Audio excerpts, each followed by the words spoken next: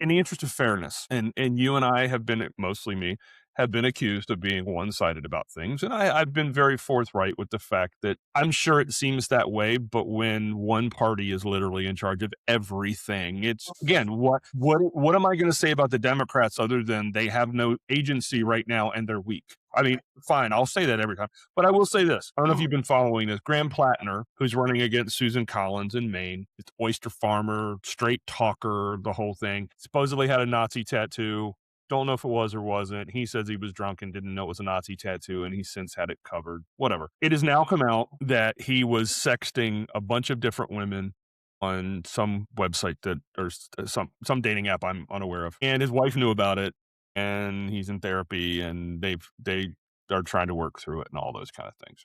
Here's what I'm going to say: the Democrats, for the most part, are circling the wagons around him. I say fucking don't.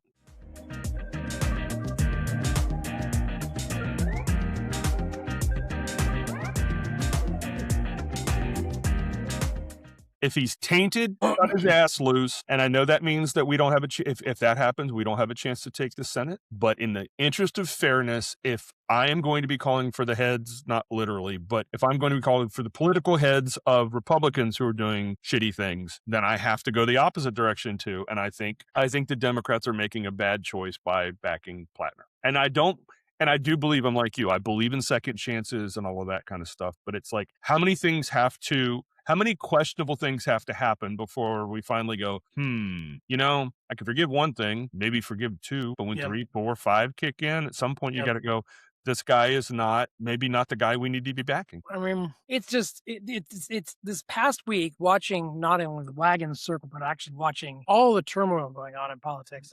Everybody is sort of running for the hills, heading for the bunkers and hiding right now, right? I mean, everybody's in free fall. I mean, across the board, Trump's been in hiding for 2 days. Like, he has had no public appearances. Mr. I love to talk and I love people to love me he's probably getting something done health-wise again. Probably recharging those bruises on his hands and the dying skin on his neck. Jim, I can't let this episode go without talking about the 250th concert. So yeah, the one that everybody's bailing on so far. Yeah, let's halt on that for just a moment, if you will. Let's talk about who was scheduled to play. So McBride.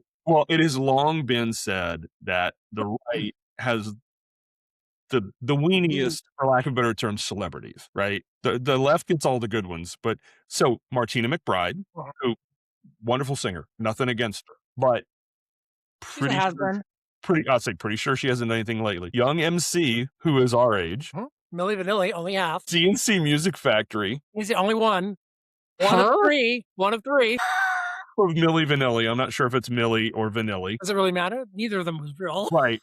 Brett Michaels. Brett Michaels. Who will play in any dive bar you can think of. Look at his schedule. Vanilla Ice. And the only one that hurt me was Morris Day in the Time. Because Morris Day in the Time, Morris Day's still a bad motherfucker. He still is.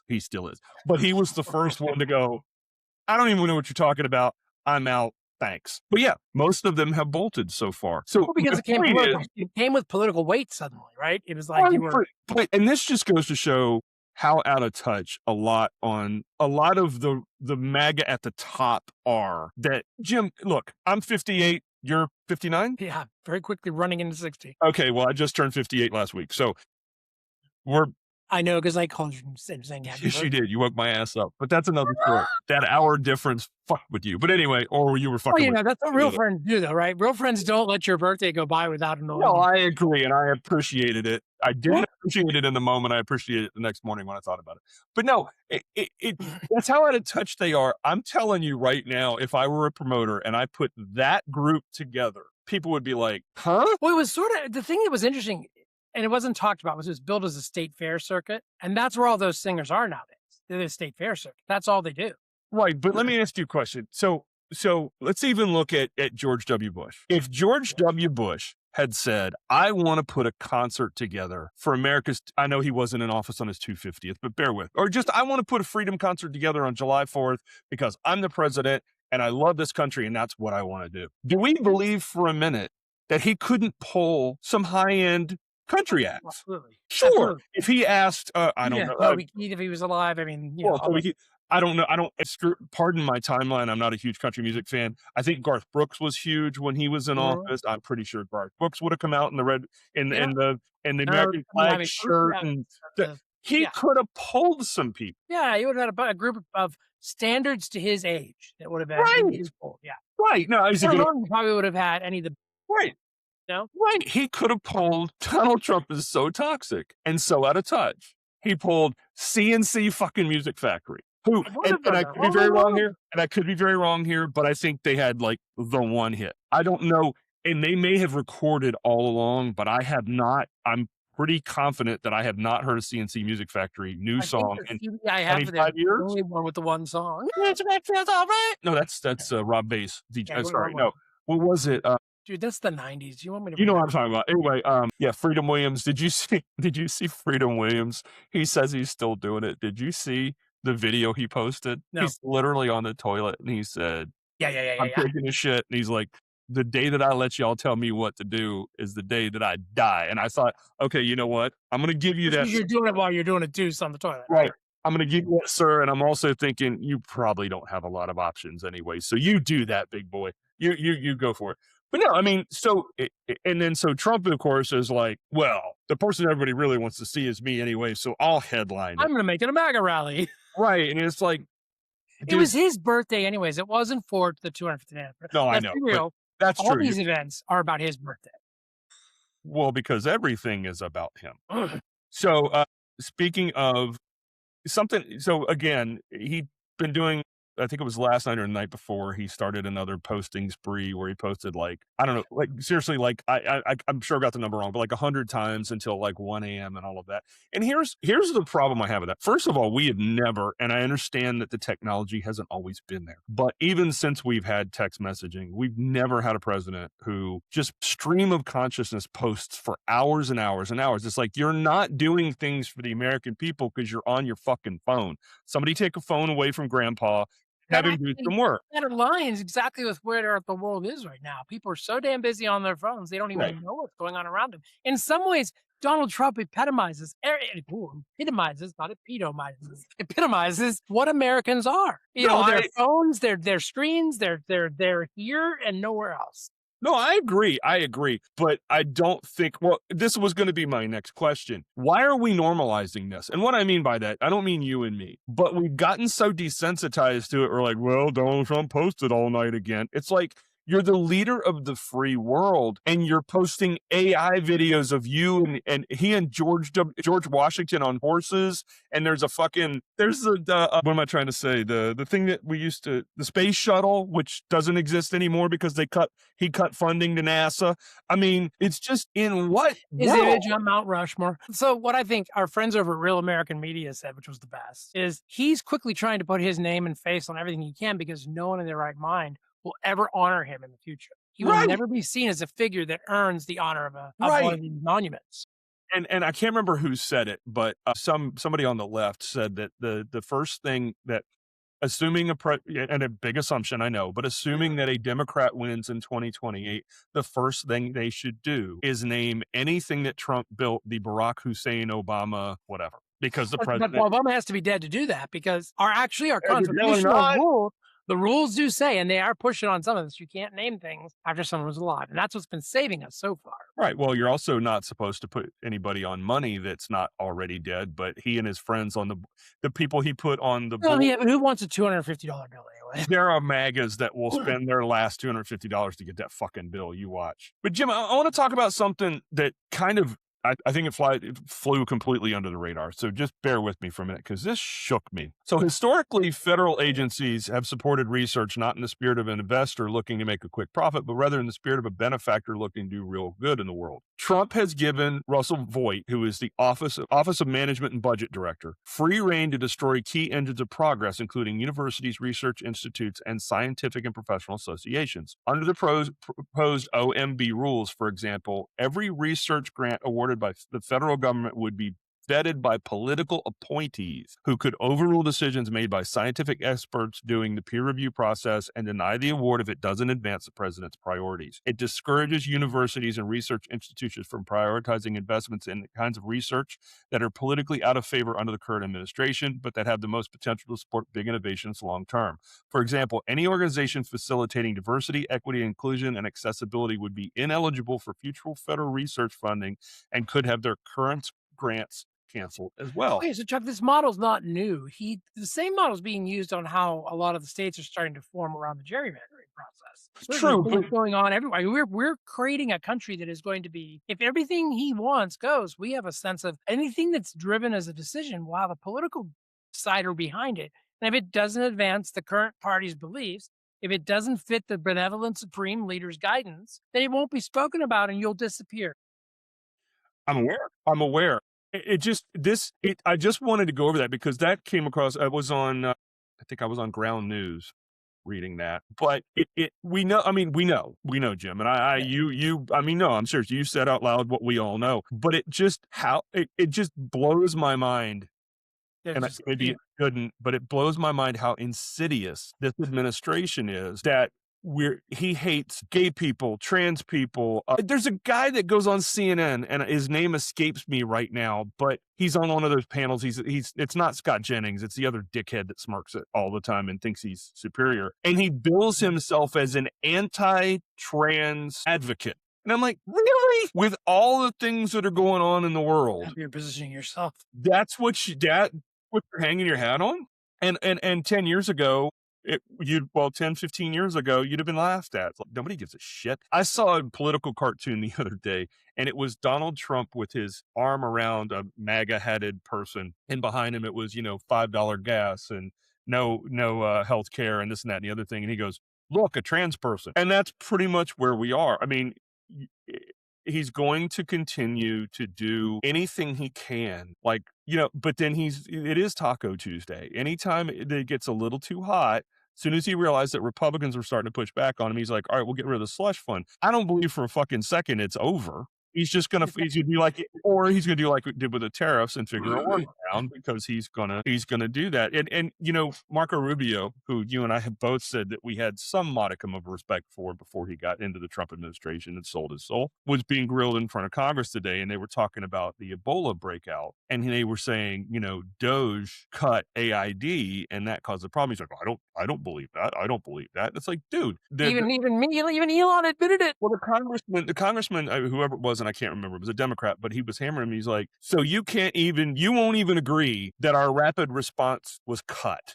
We just moved the money to different places, and I think you're going to find it all comes out in the wash and everything else. It's like, dude, and like Doge, Jim, this affects you. So Jim's in Texas, and due to the Doge cuts and the way that the early detection and all of that stuff, Texas, you guys are looking at every year. I know or I assume you know this.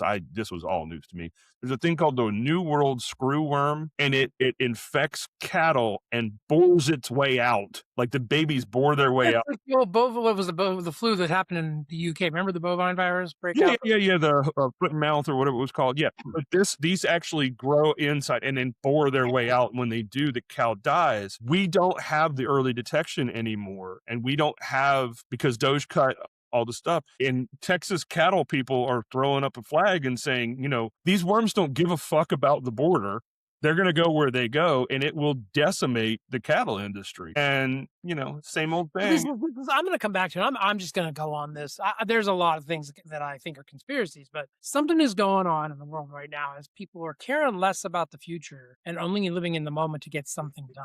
And as you look at the rich folks who are looking to hide and bury and tunnel and get away from everything, I can't help but believe we're aware of the fact that there is a big jolt coming. There could be and this could be any number of things. Scientists could tell you the poles are going to flip on the planet and we're going to all go flying off into outer space if you aren't locked down. Possibility. There is aliens finally being recognized that they're here. We are unlocking all the conspiracies. There's the truth in the Epstein files. There is so much right now that if you actually could get it all solved, the world would explode because no one would know what to do with all that truth. People would be so lost as soon as they found out how bad things have been and for how long. Because the world we're living in right now, in my mind, and this is my belief, is jacked up. It's fake. It's bullshit. We're living in all of the propaganda that we blame other countries of having. We blame Korea for being heavily propaganda. We believe, communist countries for that. We are as deeply into this propaganda game as they are. And I don't believe Americans are ready for that truth that we've been lied to for a long time. So Yeah. Sorry, there's a downer for you. no. Well, yes, but I'm just thinking it through. No, I think, Jim, I think if you're a student of history at all, you realize pretty quickly that, yeah, fuck yeah, we've been lied to since day one. Like, I don't think there's ever been a time, and they talk about the golden age and, the greatest generation, all that. There's never been a time that we haven't been lied to on some level. What I think has happened, and I could be very wrong, but what I think has happened is we have a president, and you sort of hit on this, you started to hit on this, who exemplifies the worst in where we are right now, technologically and everything else. He exemplifies the worst in Americans. I do not believe that Donald Trump is the problem. I believe he's one of the problems, but I don't believe if Donald Trump took his last breath today, natural causes, I don't wish any harm on anybody, but if he took his last breath right as I'm speaking due to natural causes, and there were 100 people around him that saw and said, oh no, it was natural causes, so the conspiracy theories were tamped down. The MAGA movement is not Donald Trump. It's the worst of us. It's this weird Really the ass. worst of the world, right? Because it's not Right. just Oh, I know. Maggie, it's appearing in every country. Oh yeah, it's spreading. But it's this victim identity. And if you listen to MAGAs, all they can do is whine about how the world used to be and the world's going to hell. People have been saying the world is going to hell in handbasket. I remember, I've read stories about when Elvis Presley was on Ed Sullivan. The boomers were like, it's over, the devil's taken over. And it's always something. No, I'm serious. Like, and Lady Gaga was going to drive all these girls to be lesbians. And there's always been that. But if you read history, I listen to a podcast called The Dollop. And what they do is they do some biography or something like that from history, a time in history. And the one guy reads it and the other guy is a self-described, can't remember anything about history, and they make jokes. Anyway, but the actual stories are real. They are researched by a team. And it's fascinating to me, if you go back 200 years, 500 years, 600 years, whatever it is, how shitty human beings are if given power. And it's like you listen to it and you're like, oh, that's going on right now. That's going on right now. Like, it's just, the only difference is we're at a speed now where, like, I grew up, and you probably grew up the same way. History teachers told us that the reason the House and the Senate and all of that was set up that way is so that things were slow. A friend of mine used to tell me the thing he loved about democracy is it was slow. It was never fast enough to fuck up anything too quickly, right? You had to really work The it. reverse crisis you were creating real quick if you needed to. Right. And if you really had to work to fuck something up, quickly. But now, because everything moves so fast, and because of social media, and because of 24-hour news cycle and everything else, and because you have somebody like Trump who plays by none of the basic rules of, well, civility, but democracy and humanity. And like you saw, like Ken Paxton, really? Like, down in your neck of the woods, Cornyn, who voted with Trump like 98% of the time, but voted to the only thing that he bucked Trump on, if you will, and I don't really think it was bucking Trump. He did his job, but he voted to certify the 2020 election. Trump primaried him. Now you got Ken Paxton, who is arguably the most dirty politician, corrupt politician. He's even more corrupt in some ways than Trump. He was censored by his own party, for Christ's sakes. When's the last time you heard of a Republican Party censoring anyone of their own? They don't, and they censored him. But anyway, yeah, so and my only hope is that because it was a primary, MAGA voters were the only ones that showed up. That's my hope. Yeah. Because if people are that blind that Supreme Leader says, vote for this guy, and he's like, well, but this guy's really corrupt and he's got issues and everything else, vote for him anyway. Okay. I just really hope that that's not the majority of voters. Yeah, I don't know that he'll make it, but Texas is having a little bit of a crisis anyways, conscious, right? The blue wave's starting down here in a strange way, right? We will probably flip again. And it hasn't, funny thing is, you look at the history of Texas, is this state did best under Democratic rule. So I'm going to say something unpopular to the right, to folks on the right, but you can back this up pretty easily. Go on Google, look up some real websites, not crazy shit, but look up basic history, just look up numbers. The simple fact is we do best when we have a Democratic president and a Republican Congress. We do when I say we do Checks best. and balances are the best. That's what the government was designed for, right? Right, but when I say we do the best, I mean, if you look, and it's very simple. George H.W. Bush left us in a recession. Clinton fixed it and left us with a surplus, okay? George W. Bush left us with a recession that people said was only second to the Great Depression, the housing crisis and everything else. Obama comes in over 8 years and fixes it and leaves Trump in a great place. Trump comes in screaming, "This is the worst. It's horrible." And he left me with a mess, and then leaves us at the end of COVID with a fucking mess. Biden rights the ship, doesn't kick tail, but rights the ship. And then Trump comes in, and the first thing he immediately does is, gives a huge tax break to billionaires and screws up the economy again. And whoever takes over after him is just, I mean, I was reading this story today, and I don't remember who wrote it, but it's not rocket science. Whoever takes over from him is basically going to spend 4 years trying to get back into good graces of our actual allies, right the ship, figure out a way to get the economy back on track. And hopefully do it all in a way that engenders another 4 years out of them. Yeah, I mean, it's just, I think no matter, and Trump has proven over and over again that he's delusional. He just is. And like you said, I'm going to build this to myself and that to myself and the other thing, because he probably knows that nobody else will ever do that. But if he was, and I don't think he has the ability to be honest with himself.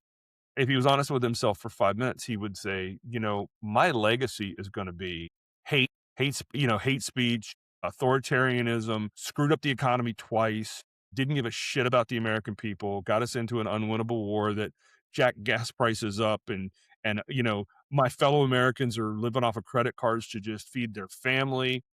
I read this story about this MAGA couple, and this is just, boy, talk about drinking a Kool-Aid.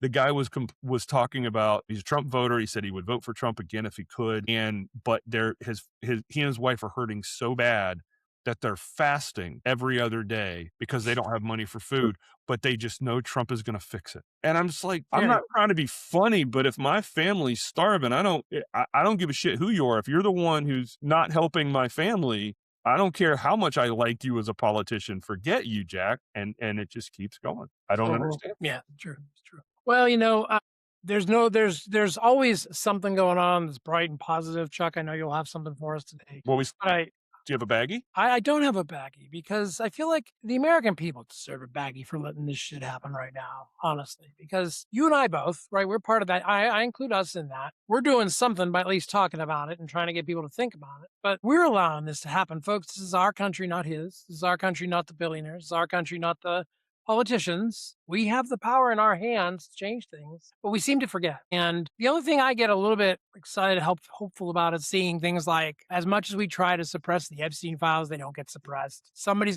It's one of those things. It's like you put your finger in the dike to stop the water, and then another one pops, and you put your finger in that one, and then you pop in that one, another one. And before you know it, you have your fingers and your toes are all up in the dikes, and you realize they're just all transgender. Sorry, that was a bad joke. Cut that out, Chuck. Just cut it out. I love it. Well, last thing before I get to before we close this out and I do the happy ending, I read a story today, and I don't know how credible it is. It was on a news site. It wasn't on some weird ass Substack thing or whatever, but there was a story that China has all of the Epstein files, which wouldn't surprise me. I was just saying, I have no problem believing that. I'm not saying it's true, but I have no problem believing that. And that they are thinking about just putting them all on the internet unredacted. Good. I thank you. Frankly. I'd be all in. I mean, I think that has been the thing that has driven. They've already outed all the victims. They can't do any more harm to the victims. I'm thinking that is what drives Donald Trump. And he's so afraid of what will come out of those files. And you know what? Sometimes you've got to be an adult and sit up and say, I fucked up. And you know what? I think the American people could understand if you came forward and said, here's what you're going to hear. I did these things. I associated with these people, but I'm going to change my words. People might think, I know. No, this is the guy that when he was asked, does he pray for forgiveness? He said, I don't think I have anything to be forgiven for. So, speaking of which, Amanda Argaro claim about Epstein introducing Trump to Melania. She was she was a hooker. One of his escorts. I know. That one got me yesterday. I actually thought, sure. which would That's explain. why she went nervous all of a sudden. I was going to say, which explains that weird impromptu thing that caught the White House off guard. All right, you ready, Jim? Here's your happy ending. Australia's 4-day workweek trial boosted productivity. The result of an Australian 4-day workweek trial are in and show that almost half the firms involved saw an increase in productivity. Between 2022 and 2023, 15 Australian companies trialed the 180-100 4-day workweek, which sees which sees workers get 100% of the pay while working 80% of their previous hours in exchange for maintaining 100% of their previous output. New research published in the journal Nature found that all but one of the participating companies stuck with the 4-day workweek after the trial. Firms involved operated across a range of industries from property management to publishing. Echoing the results of similar trials elsewhere, 6 businesses involved reported an increase in productivity, with the rest reporting no difference. As we grapple with high workplace burnout and societal challenges about what to do with the productivity gains we're predicted to get from AI, a 4-day work week could be an interesting part of both of these conversations, said study lead Professor John Hopkins of Deakin University. While evidence increasingly suggests that 4-day work weeks boost productivity, reduce staff turnover, and improve employee well-being, critics question whether the benefits can be sustained long-term. A growing number of companies are about to find out. So we've all been saying this forever. We would all work. I would work harder if I could have a 3-day weekend and spend more time with my family. Yeah, everyone in the world seems to understand that but America. European countries, people take summers off for entire holidays. Americans talk about their work ethic. It's a fucked up. The company I work with, I'm an international sales rep, and the company I work with, we have a German subsidiary. And I talk to them almost daily. And I can't tell you the number of times I'm like, oh yeah, well, tomorrow we'll do this. Well, tomorrow's a holiday. Like, what? Tomorrow's a holiday. I was teasing my boss today. I'm like, man, we need to, if I'm working with these German folks, I need to have their holidays. He's like, yeah, fat chance. But yeah, I mean, they have holidays all the time. And we have to fight for our. India's the same way, right? India's got a holiday god for every day of the week. Yeah. Well, maybe we should have Trump holidays, days we get to take off from the president. Well, I mean, he is trying to, make his birthday a national holiday. Anyhow. Well, it's probably one of our more somber episodes. Well, Jim, I feel like, and this is the last thing I'll say, I promise, but I feel like we're at a point now where I think I speak for you, where I'm like, the only thing that's going to give me any respite is if the Democrats, and again, the Democrats are not perfect in any way, shape, or form. We just need checks and balances in our government. And for the Democrats to take over at least one house of Congress. Yeah. Because right now, this president, I mean, and then any time he gets like the Kennedy Center thing, the judge was like, it's not yours, it's Congress's. And he threw a fit, like, you should be impeached and fine, I'll give it back to Congress and it can fail. And it did. And it's just like, you're a petulant child and everybody is just letting him do whatever he wants. We've got to have some pushback. And again, I've said it before and I'll say it again. I think the stupidest thing right now that the Democrats could do, let's assume they take over the House and the Senate. I think the stupidest thing they could do is push for impeachment. Don't do that. What difference does it make at this point? The man's 80 years old. He's not going to spend a day in jail. We'd actually started to start letting these folks dig their own hole, right? I mean, just let them keep digging because you can't get anywhere once you got on power. Well, that's what I was going to say, because I think if the Democrats take over the House and maybe the Senate, I don't think Trump will stick around. I think he'll say he's got health issues or something like that. He won't say, I'm quitting because I'm. But he's not going to know who to put in charge because he's been vetting Rubio against Vance and saying Vance does not have the chops to be president. Right. But I'm saying he would, I could see him taking his toys and going home and then just calling into Fox News and whining all the time because his ego will not take pushback.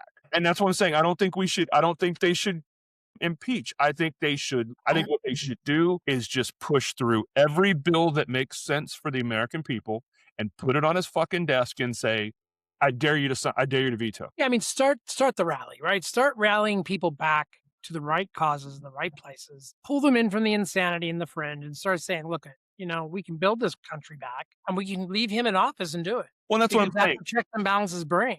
Well, that's what I'm saying. If we just started pushing things to help the American people and make him and the Republicans say, no, we don't want to help the American people. If the Democrats did that for 2 years, I think more or less. Haven't we tried that before? Haven't we been down that path before and had it backfire on us too? Not with this guy. No. No, this guy, but with other presidents. Yes, but it's different. And what I mean by that is an old school conservative Republican like a George W. Bush or H.W. Bush or a Reagan, they were right of center enough that they could make a valuable argument, whether you and I agreed with it or not, that Gotcha. maybe this wasn't, maybe this would harm the economy or maybe this. Yeah, yeah. This dude has given billionaires a payday. He's doubled or tripled his own net worth. He's building monuments to himself. He's doing all this stuff. I don't think it would backfire. I think Democrats could go way too far with it. And again, I think, and with all due respect, and I've said this, and I know you understand where I'm coming from. Stay away from woke stuff and whatever you want to call. And I Yeah, am no, very yeah, woke, but stay away from that. Figure out a way to give Americans universal health care. Figure out a way, immediately put back in food stamps and WIC and all that for dependent mothers. Put all the things back that help you and me every single day, and just get Americans back on their feet. well, that's what I'm saying. And dare Republicans to vote against it, because then it's one thing if you're a Republican and you go to your constituents and they're like, you keep voting with Trump and Trump's fucking up the country. A whole different thing when a bill is placed in front of you that would literally help me and you go back and talk to your constituents and you vote against it. That's when the shit hits the fan, because you could blame it on the president, but if after when you make the decision, well, after 2 years, and at that point, after 2 years of things getting worse and worse and worse for the average American, yeah, you're going to have to pony up and do some things that actually help us out. And you don't want to vote against that. You really, really don't. It's true. Anyway, Jim, it has been kind of a downer, but you know what? Like I said, I'm feeling burnout, and I'm still. We talked about it the last time. I still feel hopeless. I feel like something's going to happen between now and the midterms, and we're going to be right back in the same position. Yeah, I'm struggling with the thing that gets me right now, and I'm just going to be very honest, is, as I'm looking for work, as I'm trying to balance what's left of my economics before I completely tilt over, is the fact that everything's so broken and so twisted. I can apply for jobs, you never hear a damn word about them. There's so much vanity posting of roles out there right now, so companies look like they're hiring for their stockholders. The equation's backwards in the whole world. Right. We got a backwards president. We got a backwards economy. We got backwards leadership. It's all about, and I'm going to go back, I've said this before, the world has turned into the me and not the we. It's all about the me. Well, and I know you're a fan of AI. What I worry about with AI, which is the ultimate me in a way, because I think I told you, my son, who's been on this podcast, was literally, they cut 140 people loose in one day because they were embracing AI, which subtext is we can save a shit ton of money by getting rid of people. And how many companies are backtracking that step now? Well, but what worries me is, and this is fucking humans. It's humans, but it's very much Americans. And you can read your history for any of you who are like, he's anti-American. No, it's history. What's happening is AI is moving this fast, and what we're going to do with the people who AI have replaced and where we're going to get these folks jobs is moving at a much, much, much slower pace. And we never thought of that. We're always, let's go faster, let's go faster, let's go faster. We can make so much money with AI. Okay, if Jim is downsized by AI and I'm downsized by AI and 20 million people are downsized by AI. Where's the money coming from? What the fuck are these people going to do for a living? Yeah, and so where's your money coming from? Right. Is the government just going to give us money because when you AI? cut that many people out of the economy, you're hurting the economy. Right. There's no money coming back in. There's no taxes to the government. There's no money for the employers to make. I mean, you're not. The billionaires aren't going to pay any taxes. Yeah. I mean, Jeff Bezos, did you see, we didn't get a chance to talk about this last thing. Jeff Bezos was on CNN trying to explain that if they raised his taxes, it wasn't going to help that teacher on Long Island. And it's like, it absolutely would, motherfucker, because then we could, if we raised taxes 2% on all the billionaires, we could pay for universal health care, we could pay for SNAP benefits, we could pay for college, we could do all of these things with that money. Don't tell me it doesn't help people. You're worth, $500 billion and that's not enough. Come on, man. Anyway. I'd love to have one day worth $1 trillion just to see what it feels like. I could do a lot of good things real fast. Well, that's the thing. Yeah, if I could do a lot of good things, but and you can call me whatever you'd like, folks. I don't think anybody should be worth that much money. No. Just don't. Not when the rest of us are struggling. If we were all, and I don't mean everybody making $500,000 a year or whatever, but if we as Americans, if it was the 50s again, and I'm not saying the 50s was the best time because of equal rights and all that. I'm saying if it was the 50s where one person could work and have a decent life for his or her family. If it were like that, okay, then you having, $1 trillion, whatever. But I just don't think any human being should have more money than the GDP of most countries. That's just, I did the math. Jeff Bezos, because it got me mad when he said, my 2% wouldn't help anybody. If Jeff Bezos, assuming he never makes another dollar again, okay, just the money he's worth. So I know he's making money every second, but just the money he's worth. If he spent $1 every second, it would take 600 years for him to spend all his money. Think about that for a minute. $1 a second, it would take him 600 years if he spent $1 every second, every day of every year, 600 years. And again, that's assuming he never makes any interest or never makes another dollar. I don't believe anybody should have that money, Jim. That's a good point. It's putting those kind of facts together that helps people when you put the scale to it, right? It's Well, and I'm not being anti-capitalist and all of that. I'm just saying when you figure there are people out there, man, woman, 2 kids, bringing in 60 grand together and struggling to make ends meet, and this motherfucker probably makes $60,000 a day. Yeah. That might be conservative. It may I didn't do that math, but this guy probably makes 60 grand a day, and that does not work for me. That does not compute in my head. That to me says something's wrong with this world. All right, folks, look, we're going to wrap it up. We're going to look at bringing in some stuff to make this a little more happy too. We've got some things on the horizon, I think. Maybe. We will try. We're going to work on it. And until next time, Life in the Baggage Claim, we're out. Thanks.